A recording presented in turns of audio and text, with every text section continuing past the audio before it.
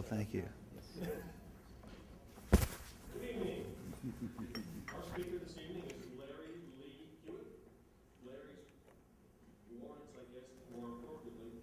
He's this year's recipient in Chicago of the Nevins Freeman Award, which is distinguished for distinguished scholarship in the Civil War field. He has all the appropriate educational work and publication set credentials. Speaking of publications, he has some books in the back for sale, which I'm sure he'd be willing to deal with you after. If you want the details on that, please see the general orders. He currently lives in Chicago, but if you listen to him talk, you know that's not where he was born and raised. He is a Southerner come north. He spoke to us in January of 2011, and he talked then about the deserters who really didn't. Tonight he's going to speak, as you can see on the screen, Myths and Mythmakers of the Civil War. Larry? Thank you. Well, we're being filmed for posterity here, so during the Q&A at least, be quiet. Or be careful, I should say, with what you ask. We all right? Yep. Great. All right, then. Well, I thank you for having me back. It's always a pleasure to get invited back. I didn't realize that it had been as recent as January of 2011. As far as I know, you have the best ambiance for this meeting, and certainly still continue to draw a bigger crowd than some roundtables. Tonight, I want to define myth as something that people wrongly believe to be true. So not technically what you would think of as the definition of a myth today, but something that people believe incorrectly to be true. And my myth makers are either supposed eyewitnesses or historians writing after the fact. Now, it is the job of the latter to ferret out the lies of the former. But sometimes they find a story that is just too good not to retell. Sometimes the historian is misled by the existing evidence. And worse still, sometimes so-called historians make their evidence up. And occasionally, even the best historian can make an honest mistake. We'll talk a little bit about other wars at my table tonight. Joseph Goebbels observed that if a lie is repeated often enough, it becomes the truth. He had nothing on some Civil War veterans. Now, to lend a little credibility to what follows, let me point out an honest mistake by the renowned Ed Bars. Now, Bars mentions Confederate Battery Commander Captain Cowan as both John and J.J. in his three-volume work, The Vicksburg Campaign. Ed's source is a page in the official records, but the source only states J.J. 18 years later, in his book on Champion Hill, Tim Smith mentions Captain John J. Cowan and cites the same page in the official records as Ed. Now, his full name was James Jones Cowan, and he went by Jim. I can't say how Ed came up with John for his first name, but I'm confident that Tim Smith got John from Ed's book. And so such little errors continue over the decades. Sometimes the official records, in this case literally named the official records, can be wrong. The official records state that Brigadier General John Roan accompanied Major General Earl Van Dorn from Arkansas to Mississippi in the spring of 1862, where Roan remained for at least 2 months commanding a brigade of Confederate soldiers in the siege of Corinth. The truth is that Roan never crossed the Mississippi River with Van Dorn. Van Dorn left him in charge in Arkansas. He was about the only Confederate left behind when Van Dorn abandoned the state. And Roan held that position until he was relieved 2 months later by Major General Thomas Hindman. But the official records show Roan having been at Corinth the entire time he's in charge in Arkansas. Several years ago, I was asked to find the source for the conversation between Robert E. Lee and Jeb Stuart on the afternoon of July 2nd, 1863. After failing to find it, I didn't know I was just being tested here. After failing to find it in any of the accounts by Lee's staff officers, I decided to reverse research it, and I turned to Douglas Southall Freeman's Lee's lieutenants. Freeman told the tale of what Stuart said, and Freeman cited John W. Thomason's Jeb Stuart, published in 1934. Thomason wrote, quote, "Well, General Stuart, you are here at last," says Lee austerely. Now, what appeared 10 years later in Lee's lieutenants was a little different. "Well, General Stuart, you are here at last." And Freeman doesn't indicate any sternness on Lee's part. In 1957, Burke Davis wrote in Jeb Stuart, quote, "Lee reddened at sight of Stuart and raised his arm as if he would strike him. 'General Stuart, where have you been?' But Davis's fabrication failed to catch on. In 1986, Emory Thomas wrote in Bold Dragoon, 'Well, General Stuart, you are here at last.' This and no more, according to legend, was Lee's greeting. In 2008, Jeffrey Wirt wrote in Cavalryman of the Lost Cause, when he reported personally to Lee, the Army commander purportedly remarked, 'Well, General Stuart, you are here at last.' Although no record exists of their conversation, the meeting was, according to Henry McClellan, painful beyond description. The truth is, we will never know what Lee said to Stuart that afternoon, because no one else was present except the two men, and neither left an account of what was said.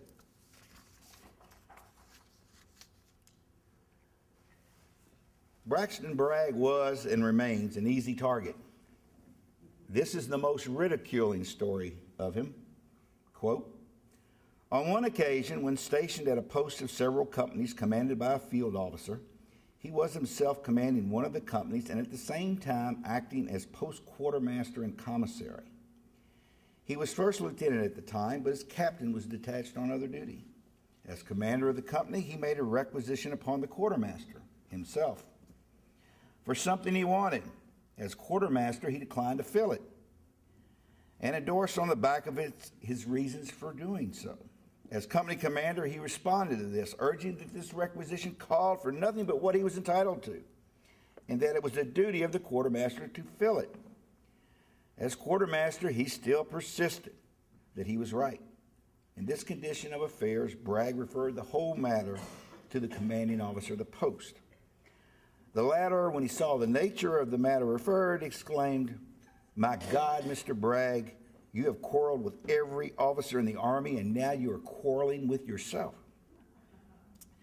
The source for this is the personal memoirs of U.S. Grant, published in 1885. The story went undisputed until 2011, when Samuel Martin began his biography of Bragg by recounting Grant's story and concluding Grant's humorous tale is obviously false, and it is. But it's a good story. And it's about Bragg. Now I'm going to ask you to be a little more open-minded. Part of the historian's job is to give their best guess in the absence of definitive evidence, and to make it clear to the reader that the historian is only giving his best guess. It is not unusual for such assumptions made by an historian to be challenged. Alexander Gardner's Home of a Rebel Sharpshooter is one of the most famous photographs of the Civil War. In 1961, Frederick Ray of Civil War Times Illustrated magazine compared several of Gardner's images to demonstrate that the body of the sharpshooter had been photographed in a second location. And this is the one above is the sharpshooter at the wall. The one below is the sharpshooter down the hill. In 1975, William Frazanito expanded upon Ray's discovery in Gettysburg: A Journey in Time to state that Ray had claimed in 1961 that Gardner and his two assistants moved the body up the hill to create a better composition using the boulders and rock wall in Devil's Den. 20 years later, he changed his story in Early Photography at Gettysburg, acknowledging that Ray had never claimed that the body had been moved up the hill to the wall, admitted that he couldn't prove which way the body had been moved, but claimed that it made common sense because that was the better photo. No matter the National Park Service, back when government still moved a little bit, accepted his 1975 claim, labeled the photograph a fake, and so it remains today. In an article published in 1998, James Groves reversed Frazanito's contention and claimed that the shot was taken, or the original shot was at the wall and the stage shot was the one down the hill. Now, unlike Frazanito, Groves provided an eyewitness account of the death of the sharpshooter and gave two reasons why Gardner would have moved the body down the hill. Though for different reasons, I agree with Groves. The sharpshooter image is the real one. Now, my evidence for this is the mangled right leg. According to Dr. Edgardo Rodriguez, who specializes in complex trauma to the lower extremity, and who is the director of the Deformity Correction Center at St. Anthony's Hospital and a staff member of the Department of Surgery at St. Joseph's Hospital, only two possibilities explain the position of the sharpshooter's pelvis, right leg, and right foot in the photographs taken down the hill: tibial fracture or knee disarticulation dislocation. Nothing visible on the pants leg indicate that a projectile caused the injury, nor could it have been sustained by being blown onto his back by the concussion from an exploding artillery shell. And I'll point this out a little closer for you.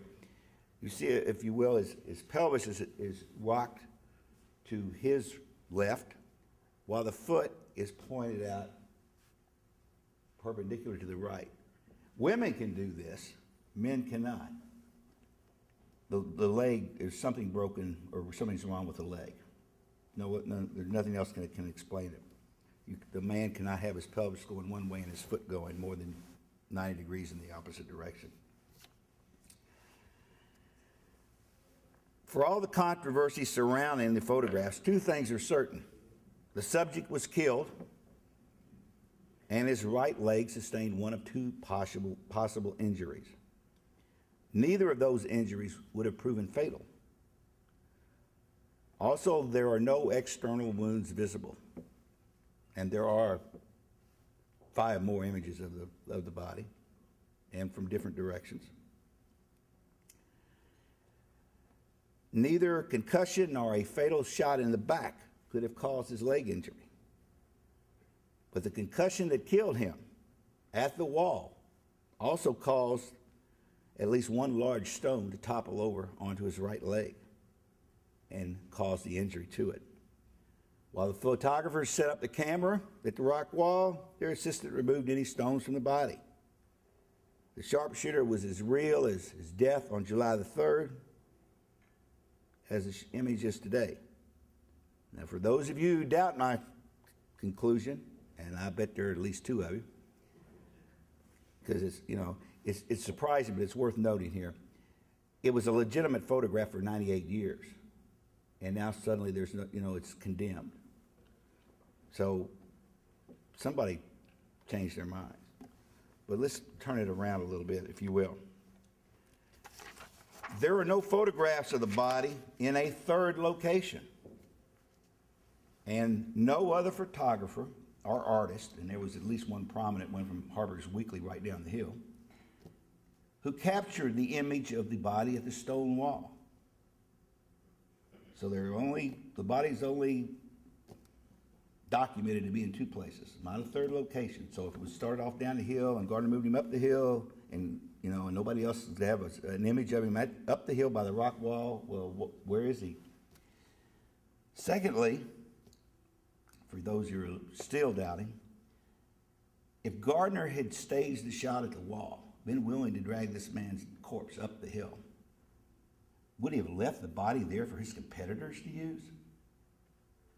I don't think so.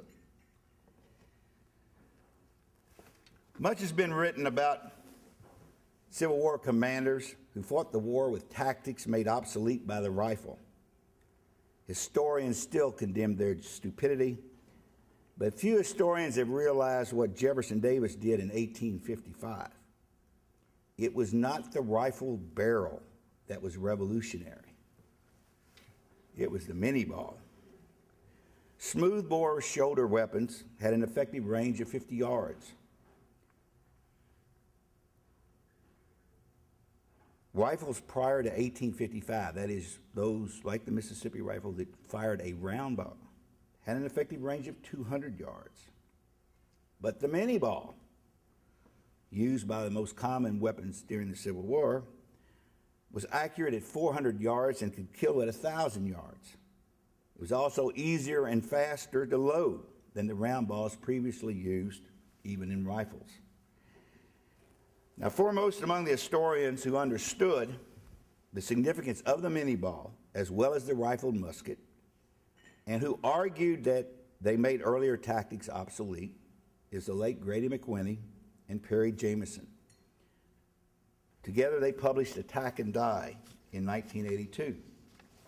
The title says it all. Massed assaults by infantry were likely to be both costly and unsuccessful because of the increased range of the defender's weapons. Seems logical.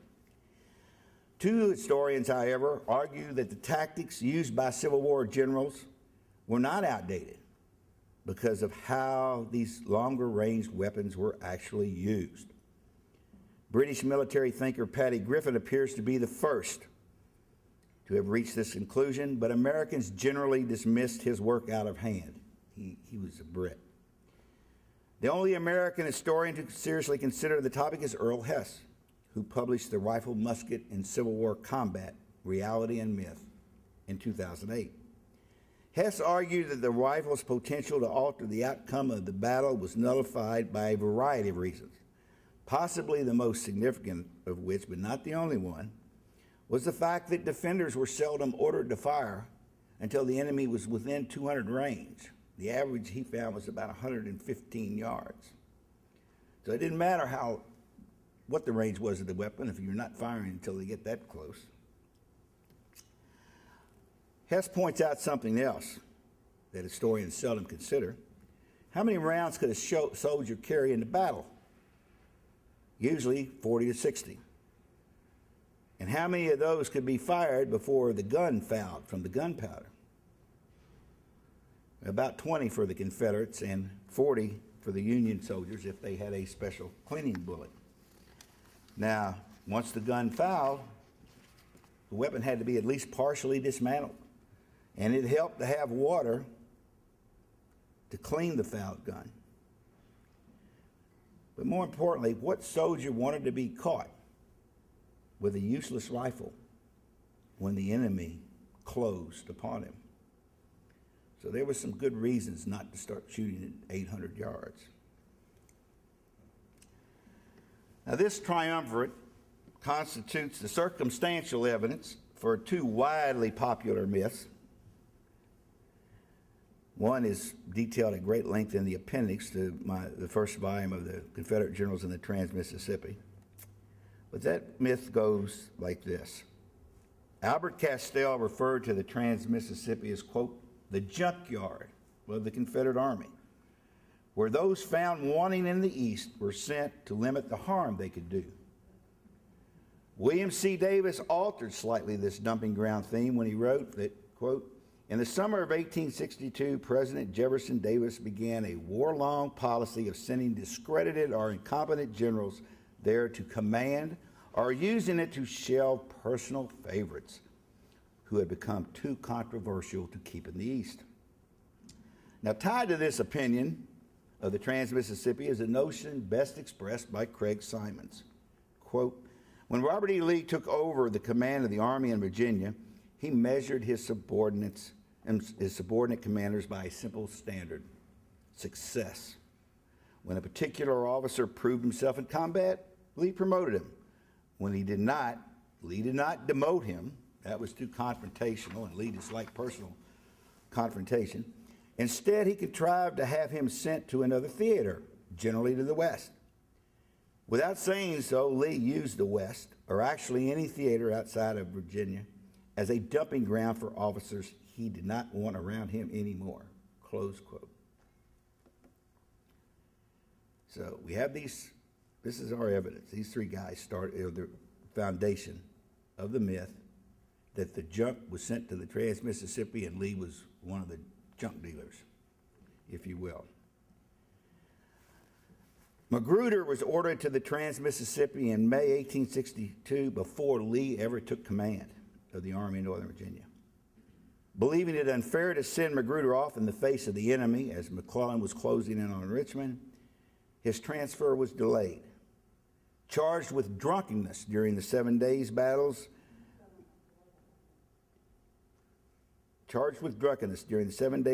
required that Magruder remain in Richmond to account for his actions, which further delayed his departure for the Trans-Mississippi.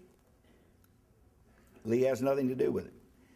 Now, during May and June, while Magruder remained in Virginia, Thomas Hyman, who had replaced Roane in Arkansas, had commanded the Trans-Mississippi north of the Red River. Hyman had so alienated the politicians in his department that Davis promised to replace him. When Magruder could not take over in July as originally planned, Davis sent the only officer available who outranked Hyman, Theophilus Holmes. It wasn't Holmes' performance against McClellan in the 7 days battles, or Lee's dislike of him, or anything else. Holmes was the only officer available to honor his already overdue promise to the politicians in the Trans-Mississippi. Lee had nothing to do with Holmes' departure.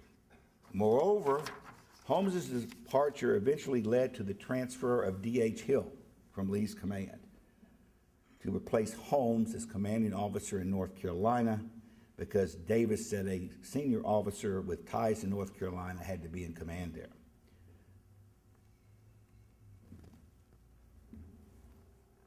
When Lee took over the Army before the Battle of 7 Days, he was already wanting to promote Richard Anderson to Major General. Even before the start of the 7 Days battles, Lee urged Davis to send Huger to South Carolina to replace the unpopular Pemberton. Now, Longstreet's lies about Huger's performance during the 7 Days battles is going to result in Huger's transfer to the Texas coast, where his abilities as an ordnance officer were critically needed. But it was Longstreet's lies and Lee's looking for a brigade for Richard Anderson but primarily Longstreet's lies, not Huger's performance, that brought about his transfer. As a result, Anderson did get Huger's division, and Beauregard replaced Pemberton, the unpopular, in South Carolina. Now, the junkyard. A total of 73 Confederate generals served in the Trans-Mississippi. Of these, 38 only served west of the Mississippi River. 4 of those who started in the west of the river went east. 7 who were sent to the Trans-Mississippi were sent back east. 13 were either requested by Kirby Smith, requested themselves to be transferred there, or got a leave of absence so they could go there on their own. 3 were sent there because of disabling wounds, because it was their home. And 1 was sent there because his brigade had been captured and paroled at Vicksburg and released west of the river. Consequently, 90% of the Confederate generals who served in the Trans-Mississippi could not be considered to have been dumped there. This leaves 7. Among those 7, John G. Walker, who was transferred from Lee's army over his written objection. Another was William Preston, who Bragg had transferred because of a personal confrontation and not because of Preston's incompetence. Now we're down to 5. The myth, the junkyard of the Confederate Army. 5. I would submit to you that even if they were the 5 worst generals out of 428, that would not make it a junkyard. But I further submit Henry Hopkins Sibley was already there. Leonidas Pope never went. John Floyd never went. Lucius Northrop never went. I'll let you all pick whoever you want for the 5th worst Confederate general. But I submit to you that he's not going to be, I suspect he's not even going to be among the group that could qualify as junk. That is junk sent to the Trans-Mississippi. Total myth. Was not the junkyard. Now we come back to Robert E. Lee, who was, some very distinguished historians have credited with, like Davis, using the West. Lee was no different than any other senior commander. Bragg got rid of several generals for a variety of reasons. Kirby Smith would even get rid of Richard Taylor, his best subordinate, because of personal differences. And not even Lee always got what he wanted, believe it or not. And I've already mentioned D.H. Hill and John G. Walker. Lee would have preferred to have kept Richard Taylor and Wade Hampton, but he knew better than to ask Jefferson Davis to reverse himself. Also, Lee did not want to relieve Jubal Early in March of 1865, but Davis insisted upon it. Moreover, Lee also used Virginia as a dumping ground. Richard Ewell was transferred to the Department of Richmond.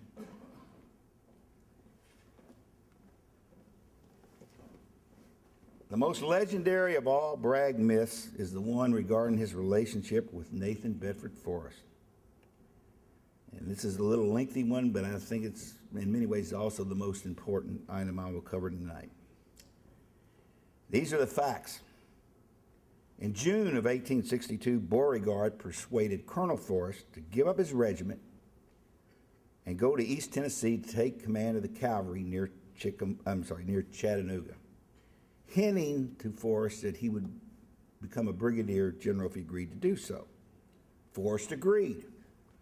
Bragg had nothing to do with Forrest's transfer.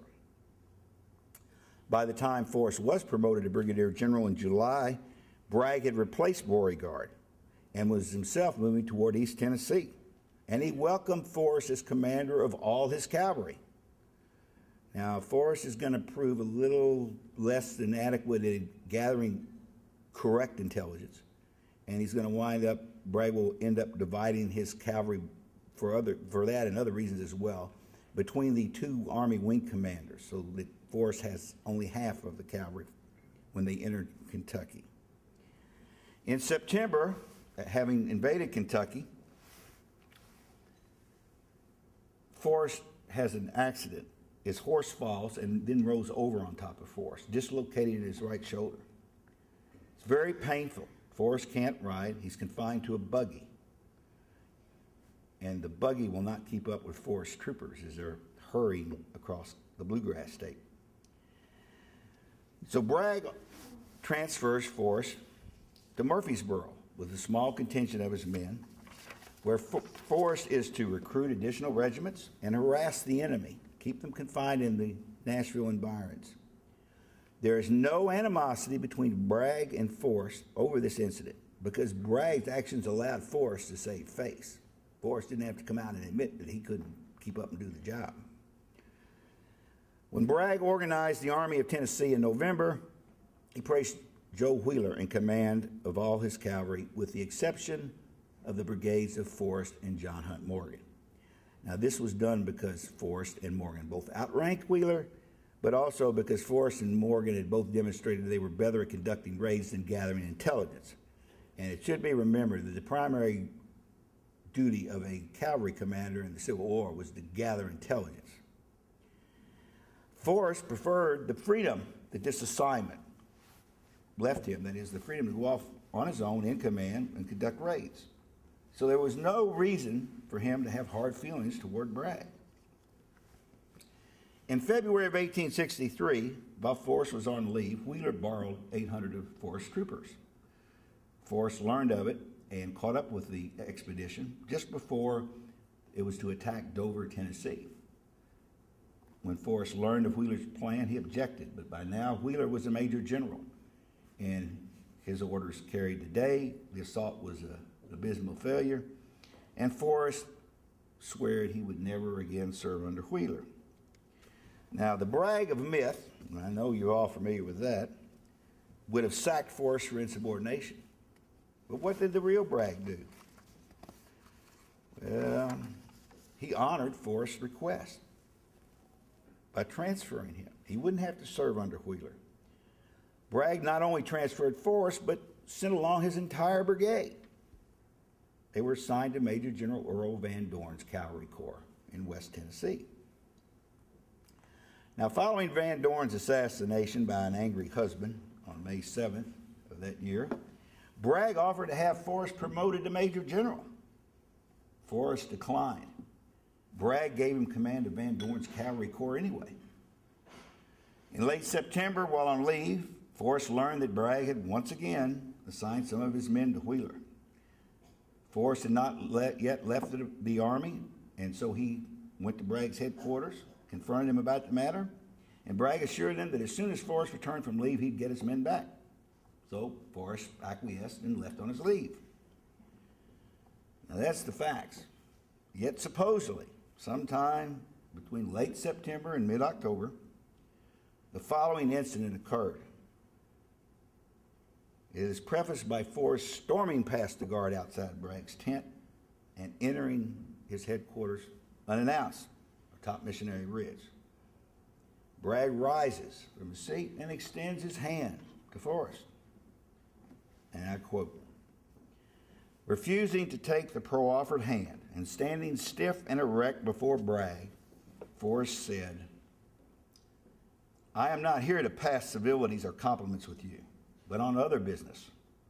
You commenced your cowardly and contemptible persecution of me soon after the Battle of Shiloh, and you have kept it up ever since. You did it because I reported to Richmond facts while you reported damned lies. You robbed me of my command in Kentucky and gave it to one of your favorites, men that I armed and equipped from the enemies of our country. In a spirit of revenge and spite, because I would not fawn upon you as others did, you drove me into West Tennessee in the winter of 1862 with a second brigade I had organized, with improper arms and without sufficient ammunition, although I had made repeated applications for the same. You did it to ruin me and my career, when in spite of all this I returned with my command, well equipped by captures. You began again your work of spite and persecution, and have kept it up. And now this second brigade, organized and equipped without thanks to you or the government, a brigade which has won a reputation for successful fighting second to none in the Army.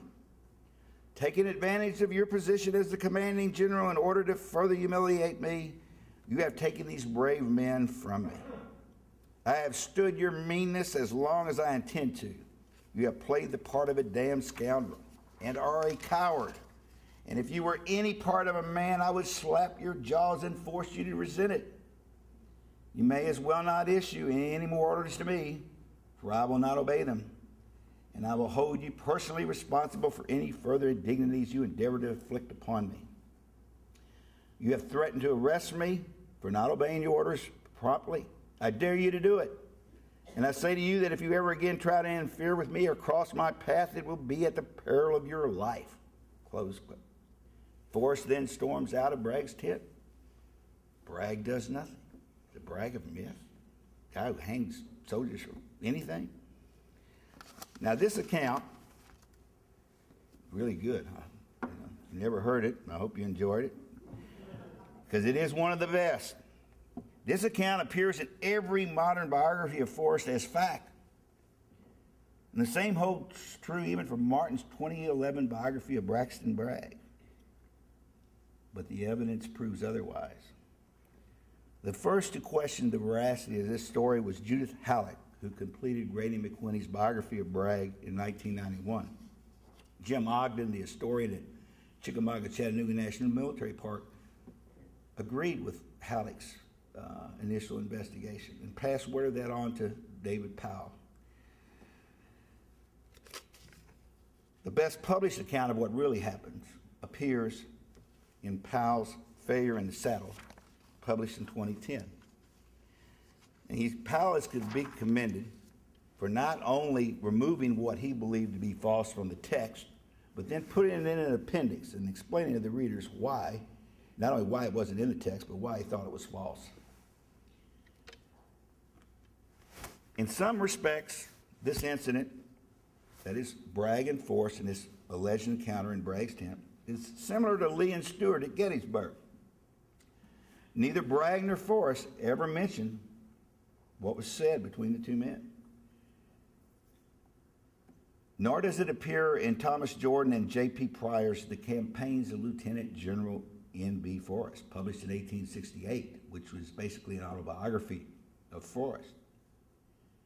The story originates with Dr. James Cowan, Forrest's chief surgeon, and it first appears in John White's Life of General Nathan Bedford Forrest, published in 1899.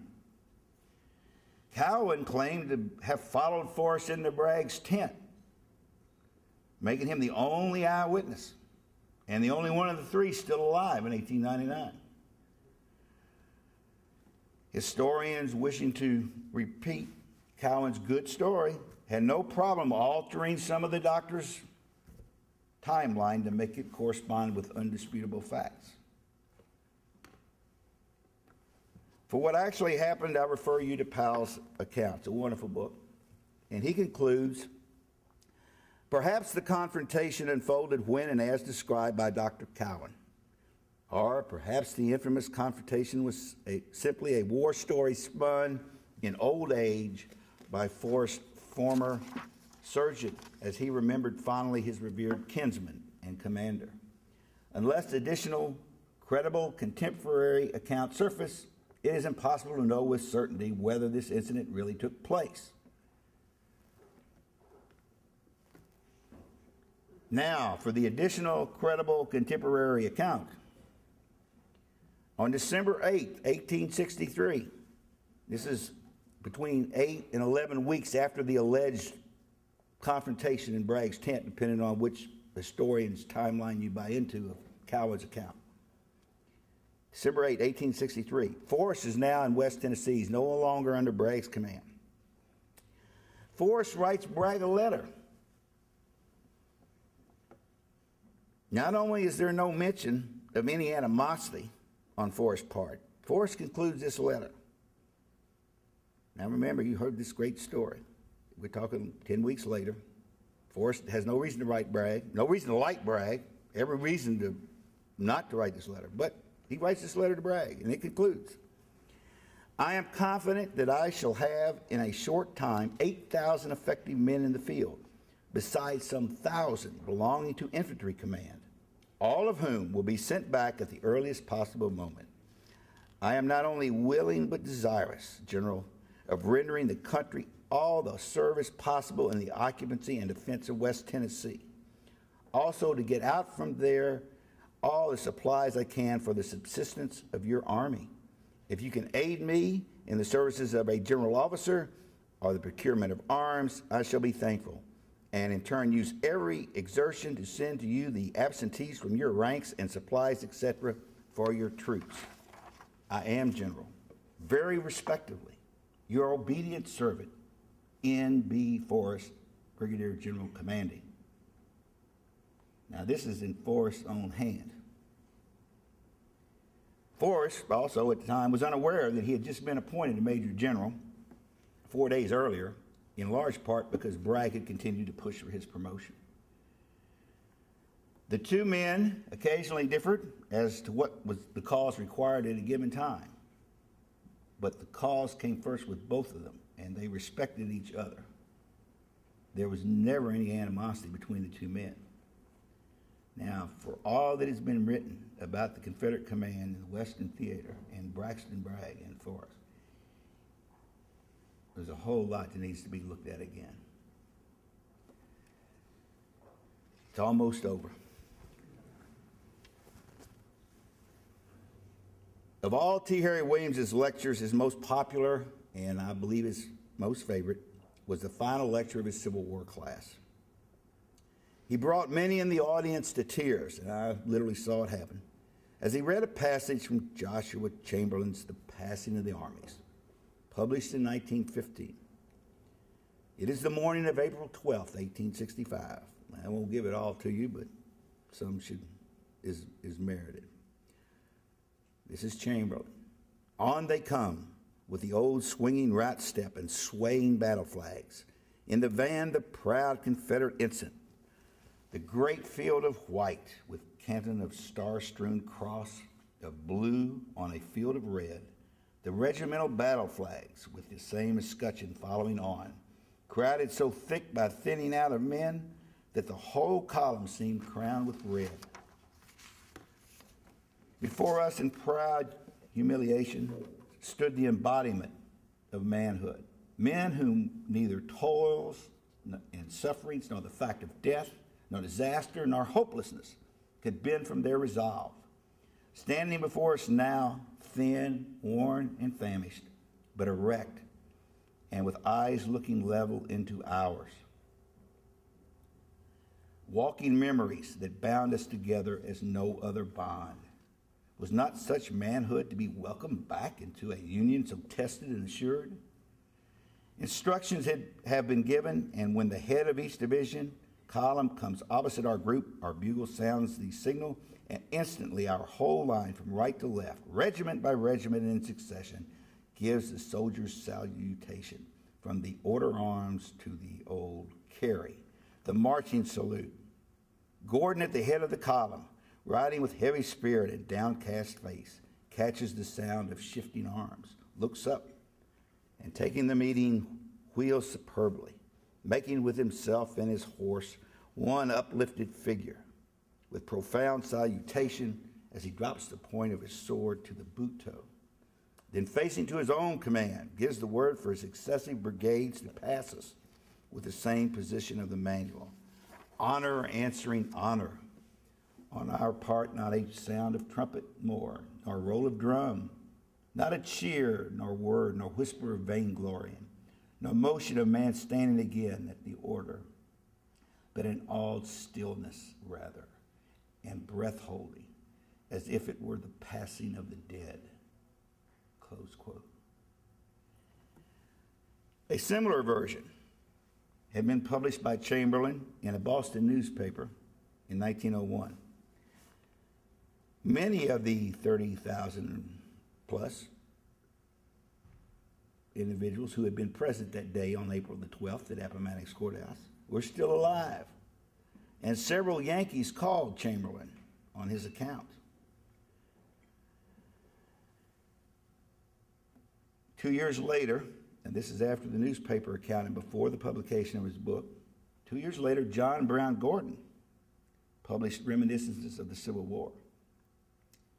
In it he wrote, quote, "One of the knightliest soldiers of the Federal Army, General Joshua L. Chamberlain of Maine, who afterwards served with distinction as governor of his state, called his troops into line, and as my men marched in front of them, the veterans in blue gave a soldierly salute to us, to those vanquished heroes, a token of respect from Americans to Americans, a final and fitting tribute from Northern to Southern chivalry."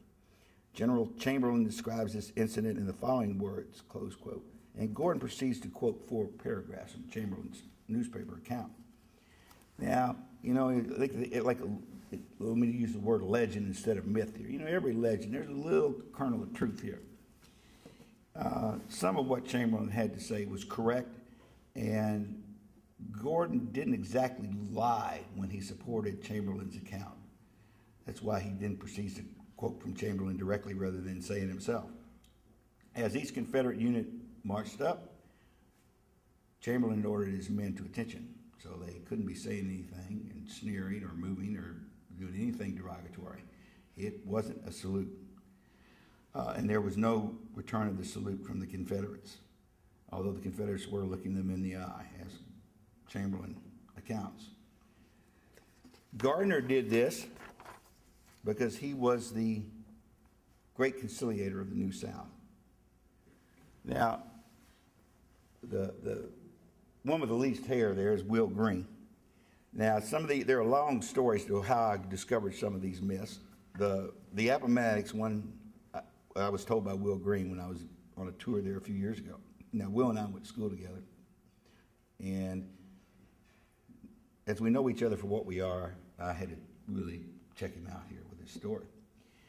And unfortunately, Chamberlain lied, and Gordon gave him credibility for it. Now, that's what I haven't run across this anywhere else, where there is a Union general and a Confederate general in cahoots on purporting some illusion, mythical event that occurred during the war. The first and only historian to ever tell the truth was William Marvel in his Lee's Last Retreat, published in 2002. I don't take credit for finding the evidence for this one.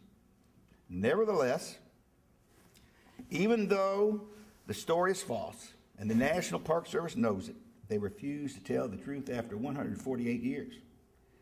It's worth noting that the painting they used to illustrate the surrender does not show the Union soldiers in the salute position of carry arms. If the public is deemed unable to handle this fraud, what else is the government withholding from us? Oh, wait, go back. Wait, you're supposed to see E.T. That's the other thing the government is withholding. In any case, I thank you very much.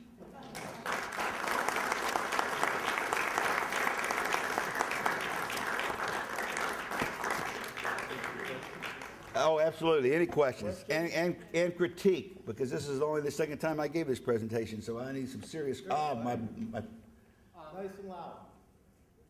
Of all the myths, quote, tall tales, what is your personal favorite? Well, I think it has to be the one where I discovered the hard evidence of, which is Forrest and Bragg. And in part not only because of my firsthand work with it, but because I was the original founder of the Bragg Fan Club. And after 38 years, there are 3 of us. So we're growing, not like most roundtables that are dying out. But some of these things are minor. Even the sharpshooter at the wall of Gettysburg, they're minor, and maybe to some extent even the passing of the armies at Appomattox. But when you look at all the history that has been written about the Civil War, that in some part at least is based on this mythical relationship between Bragg and Forrest, there's a lot of things that are wrong. It's just if something that has that sort of impact on the influence of it. Now, and the only thing that I know of that comes close, and it has been well documented and made publicly known, was how people like Early and Pendleton after the war started the Lee cult in Virginia and the lost cause mythology in that. And so Longstreet became a scapegoat. Now, we've come 150 years. Longstreet wasn't as bad as he was portrayed as being by the Confederate leaders right after the war.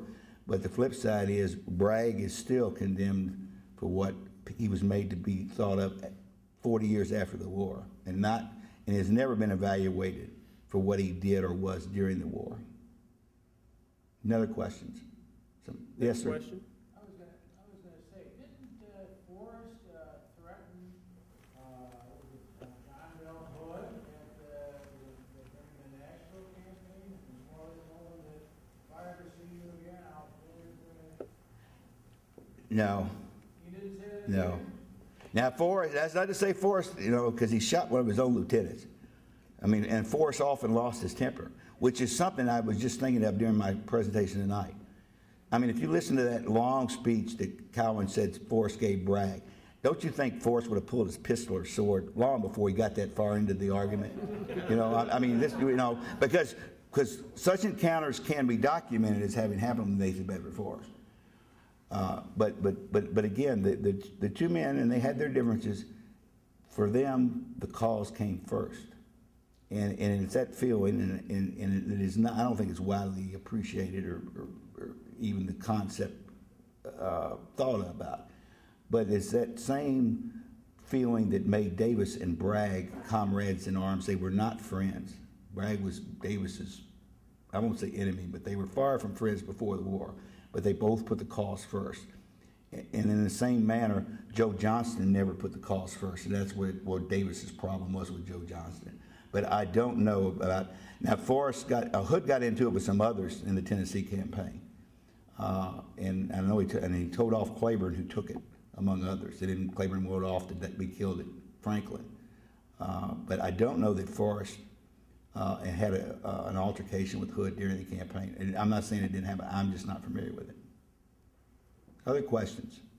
Yes, sir. Are there any myths that are worthwhile preserving forever, even though they're not true? Because they're so embedded in the national psyche that it'd be a shame to get rid of it? Ooh, that's tough.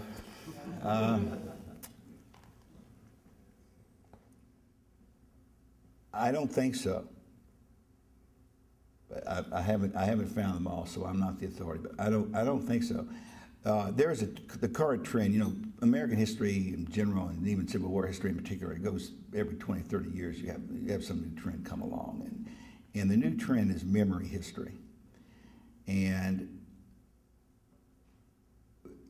I think if you don't know what actually happened, how can you say if the people are remembering it correctly or not? And so I think there's so much we don't know of what actually happened that it's not time to look at the memory. There are some places, and a good instance here is Appomattox. A lot of people kept their mouth shut about what Chamberlain and Gordon claimed to have happened. Because there are several thousand soldiers still alive who surrendered, who were at Appomattox during the ceremony, and they didn't think it was worth voicing an opinion about. But I can't give you one specifically, no, sir. Other questions?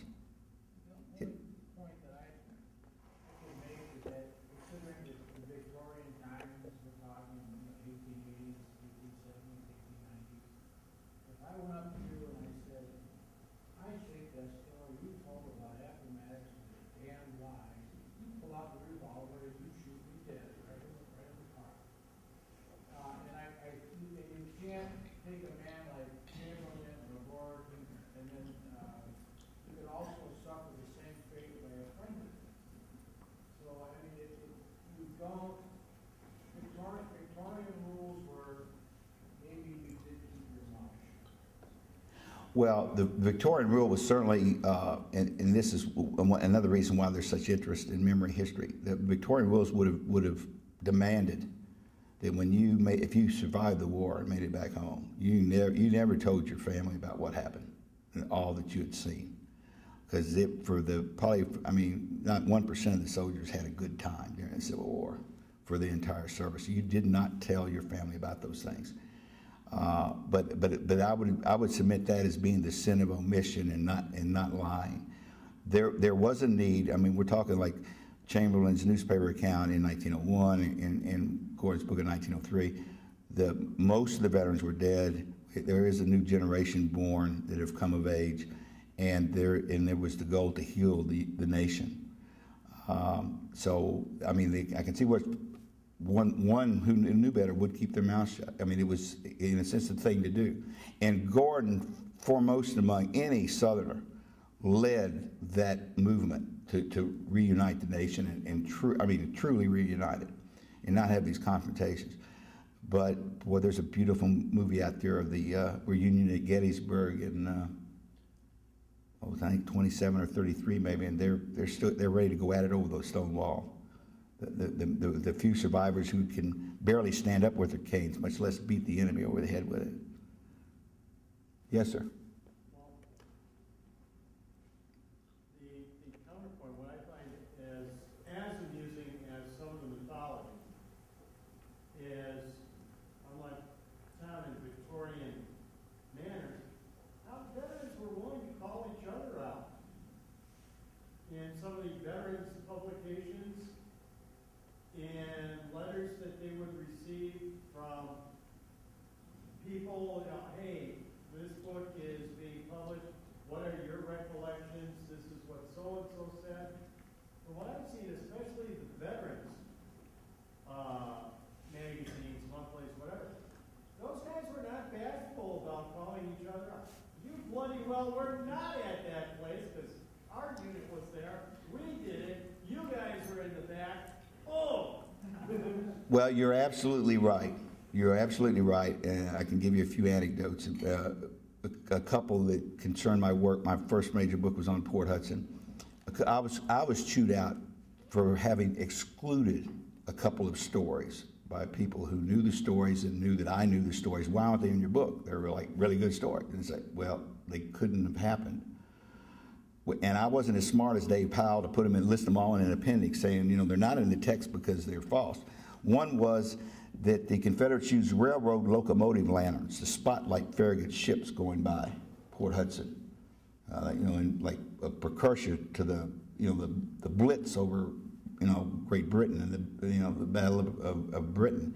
Well, the railroad that ran from Port Hudson only to Clinton, Louisiana, had one locomotive. So well, maybe they got a spare lantern, so there's two. But the only person who saw these spotlights the Confederates had was one guy writing about it 1890. Nobody else saw these spotlights that were just going back and forth over the river that night in March of '63. And another one was the Confederates had a 10-inch Columbia on the river bluff that was on a Columbia or on a pivot carriage, which meant it could turn 360 degrees. And the Confederates did turn it, and they'd elevate it up, and they could fire anywhere along the Union line. Well, there was a Union soldier about 2 miles away who swore over all the other noise on the battlefield, whatever it might be that time, that he could hear the Confederates crank that cannon around because there was a squeaky wheel on it. And he, you know, he knew he had to watch the sky when he heard the squeak because the round was coming somewhere from that gun.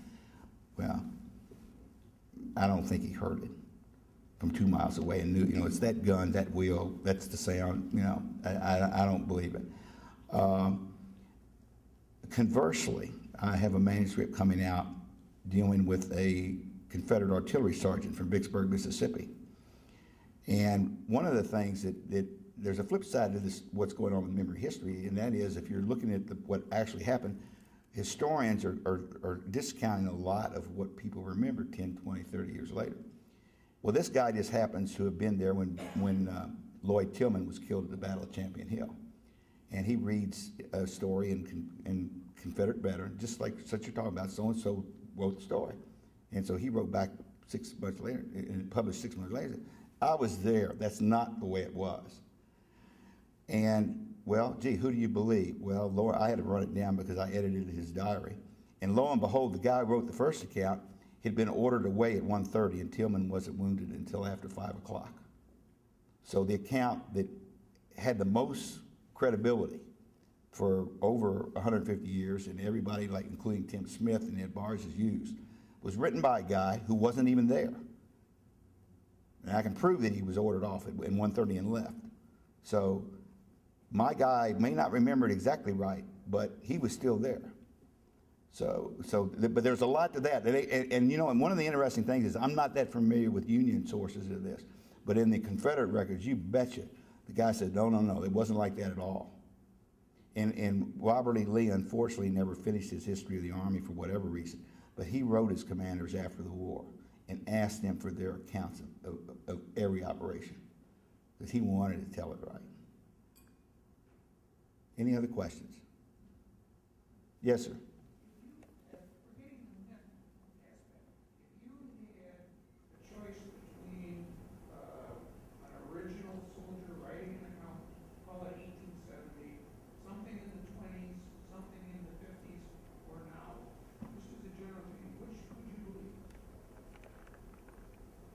Well, The rule of thumb for the professional historian would be you have to go with the earlier source. But then you would check the veracity. So as I say, I wound up with this guy that I did the